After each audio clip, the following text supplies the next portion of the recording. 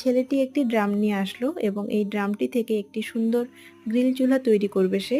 তার জন্য সে কিছুটা মাপ নিয়ে দুটি দরজা কেটে নেয় এবং এই দরজাগুলিতে কবজা লাগানো হয়। তারপরে সেখানে সে মাপ করে দেখবে যে সেটি ঠিকঠাক হচ্ছে কি।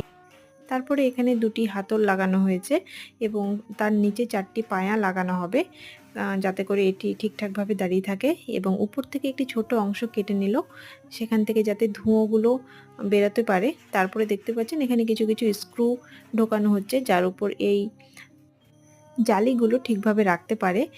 এটি যেহেতু একটি গ্রিল চুলা হচ্ছে, এখানে 3টি স্টেপে জিনিসটা তৈরি করেছে এবং তারপরে এটিকে একটি সুন্দরভাবে কালার করে দিয়েছে। এখনই দেখবেন যে এখানে নিচের যে স্তরটা রেখেছে সেখানে জ্বালানি রেখেছে এবং উপরের স্তরে গ্রিল করার জন্য কিছু মাংস সেখানটায় দিয়েছে এবং উপর থেকে সুন্দরভাবে ধোঁয়া বেরোচ্ছে। তারপরে খাবার সেখানে রেডি হয়ে সে খেতে শুরু করলো।